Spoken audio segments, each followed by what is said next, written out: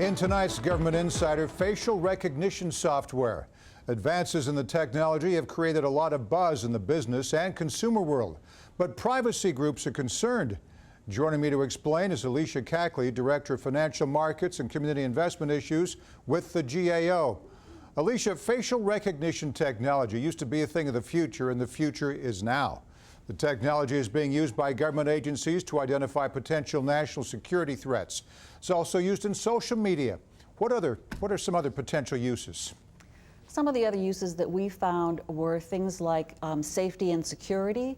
So things like a store that would compare an individual's face print against a database of known shoplifters. Also secure access, so allowing you to open and get access to your computer or your smartphone through a facial recognition technology.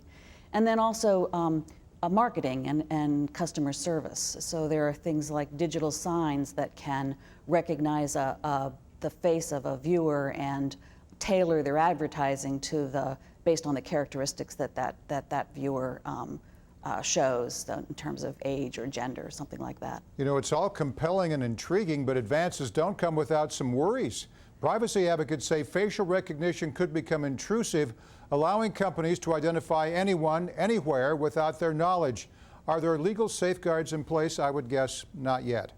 Well, there's no comprehensive consumer privacy law in the U.S., and more specifically, there is no federal law that expressly regulates the use of facial recognition technology by commercial entities. So that means that there's no express regulation of the circumstances under which a company can use the technology to track individuals without their knowledge, and there's no law that expressly regulates how a company would inform you of their use or ask your permission.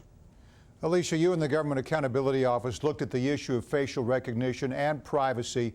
What best practices should companies use to make sure they aren't violating anyone's right to privacy?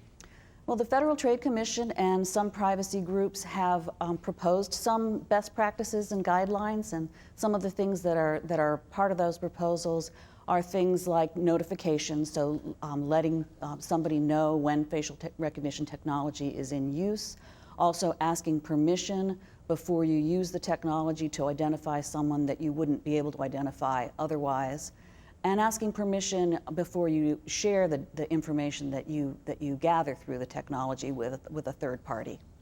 You know, in recent years, we've seen technology outpace regulations. A good example would be the FAA trying to play catch up when it comes to drone regulations.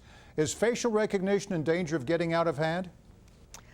Well, there are definitely privacy firms that have privacy policies, and some of them expressly address facial recognition technology. But there are, just because a firm's privacy policy doesn't address facial recognition technology doesn't mean that it isn't being used. On the other hand, there are some industry groups that are working to discuss with a multi-stakeholder process what guidelines and best practices should be.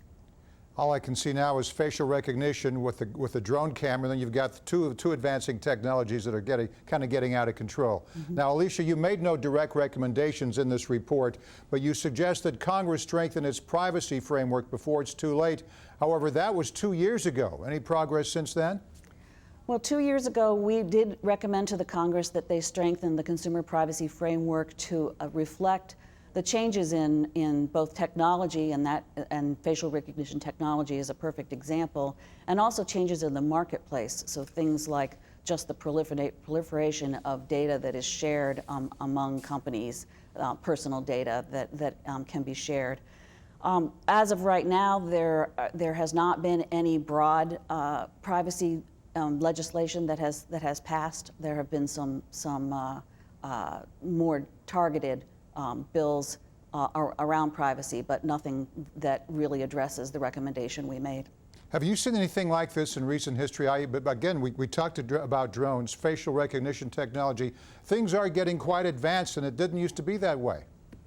No, the technology is very much something that was not really conceived of the last time that the privacy framework was really considered very carefully. And so that was really the impetus for our recommendation, that so much has changed and so much is still possible. The potential for this technology is really unknown. And so it's something that we think really does need to be considered. Yeah, I think you're right. We'll stay on top of it here. Alicia Cackley, Director of Financial Markets and Community Investment Issues with the GAO. Thanks, Alicia. Thank you.